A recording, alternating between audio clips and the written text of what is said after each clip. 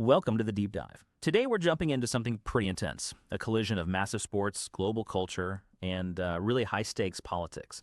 And it's all centering on just 15 minutes, the Super Bowl LX halftime show, coming up in February 2026. The setting is Santa Clara, California. You've got the NFL, Apple Music, and Rock Nation. That's Jay-Z's company. They've made their pick. And the headliner is, well, one of the biggest music stars on Earth right now, Bad Bunny. Okay, let's unpack this a bit, because this announcement, it didn't just stir up excitement, not at all.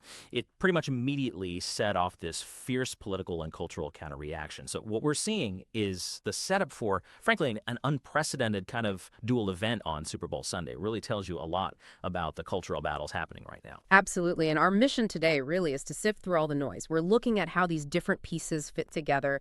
You've got the artist choice, the top-level political opposition, these specific threats involving federal law enforcement, and then this organized counter-event.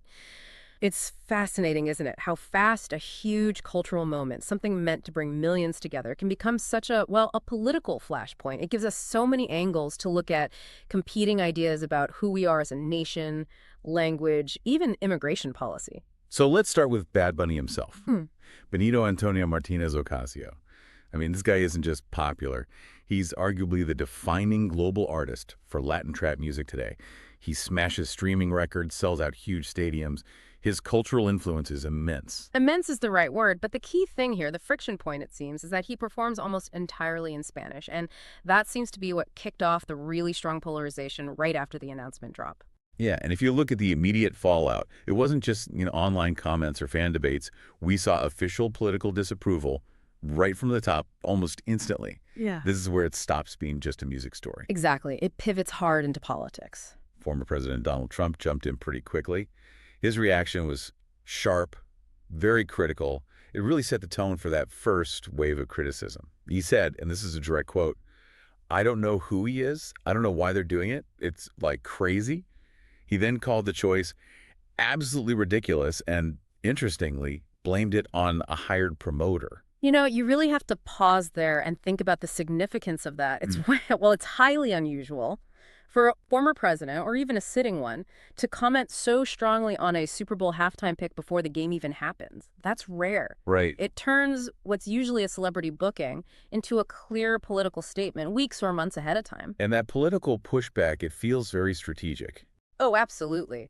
Bad Bunny's own political background makes him a sort of a ready-made target for this kind of criticism. He hasn't been quiet about his views. He's been openly critical of Trump immigration policies before, and he actively supported Kamala Harris in a previous election. So he's definitely not seen as politically neutral. That's a key point. Our sources also mention a specific incident that really cemented that opposition for some people. He spoke out very publicly, very forcefully, after an insult comic at a Trump rally made this, frankly, offensive joke about Puerto Rico being a floating island of garbage. Right. So the history is there. The political tension between him and that side of the political spectrum, it was already pretty high. But the disapproval didn't just stay verbal, did it? No, not at all. The sources we looked at show this political opposition moved pretty quickly towards actual concrete threats of federal action. And this is where the story takes a really jarring turn. Yeah, it escalates significantly here. It brings us to this really critical issue tied to immigration enforcement. We're kind of calling it the ICE factor. There's this background. Bad Bunny had actually made a significant move related to his safety concerns about U.S. enforcement. He deliberately left continental U.S. stops off his last world tour. Why? Because he was reportedly worried that ICE might raid his concerts.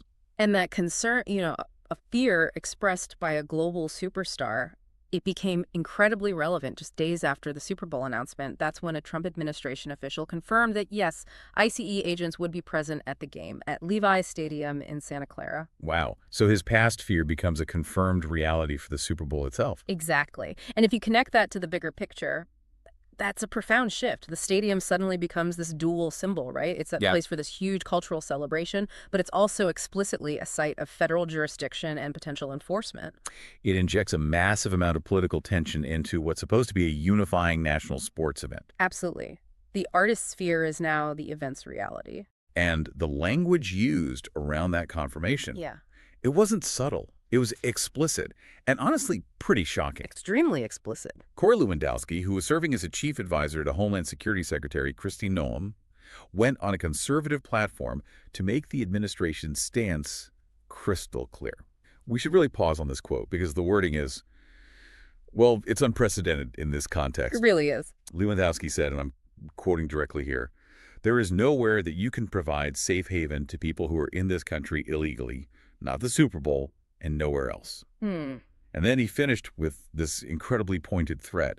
"We will find you. We will apprehend you. We will put you in a detention facility, and we will deport you." That level of public, targeted enforcement rhetoric tied directly to the artist chosen for the halftime show. That's the key insight. It essentially weaponizes the event itself. It suggests that picking a globally famous Spanish-speaking artist with known critical political views, well, that action turned the entire Super Bowl into a stage for a major immigration enforcement statement. So the game becomes a political event before kickoff. Pretty much, before the coin is even tossed. Okay, so if the rhetoric is that charged, you'd expect the organized political response to be equally ambitious. And it was. The pushback didn't just stop with words and enforcement threats. It moved into creating a direct competing event, a media event. Right. This is where Turning Point USA, or TPUSA, comes into the picture. This is a major conservative political organization, now headed up by CEO Erika Kirk. And they announced their own event, designed specifically to go head-to-head with the official NFL halftime show. Head-to-head is the key phrase there. The details are really strategic. It's called the All-American Halftime Show. And critically, it's scheduled to happen during the actual Super Bowl halftime slot on February 8th, 2026. Their stated goal is explicit: to counter the NFL's choice. No ambiguity there. Not at all. And they're framing the theme of their show very clearly, too, celebrating faith, family, and freedom. It sets up a direct ideological contrast. And you can see their strategy playing out even now. If you look at their event website, there's a form asking for personal info, but then there's one really telling question. It asks attendees, what music genres would you like to see featured? Ah, okay. And what are the options they list? This is where the political argument becomes really clear through the choices offered. They list things like Americana, classic rock, country, hip-hop, pop, and worship music. But the one that really jumps out, the very first option listed, is anything in English. Anything in English? Wow. That's not subtle. Not at all. That distinction, focusing deliberately on English language music and genres like Americana and worship, it draws a very specific cultural line around their definition of all-American. Positioning it directly against a global Latin superstar who primarily sings in Spanish. Exactly. You could almost call it cultural warfare waged through genre selection. They're not just saying, here's some different music. They're articulating an ideology, faith, family, freedom, and signaling that their version of American culture is tied to certain music styles and, critically, the English language. So it shifts from just, I don't like this music, to a political critique of the NFL picking a global, non-English sound. Precisely. Okay, this raises a big question then. Is this kind of direct political counter-programming?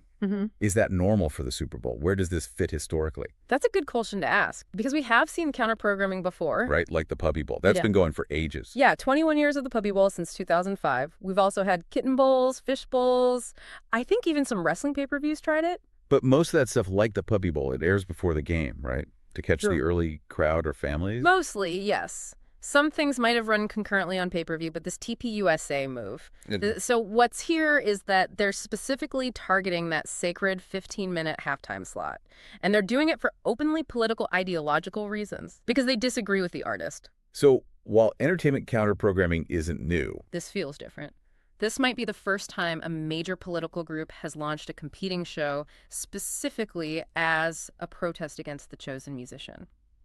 They're leveraging halftime as a platform for organized political expression. Which raises a pretty critical question for all of us looking forward. Definitely. Are we heading into an era where any big corporate cultural choice, a musician, an actor, whoever, if it doesn't align with a certain ideology, it gets met with an organized political counter event?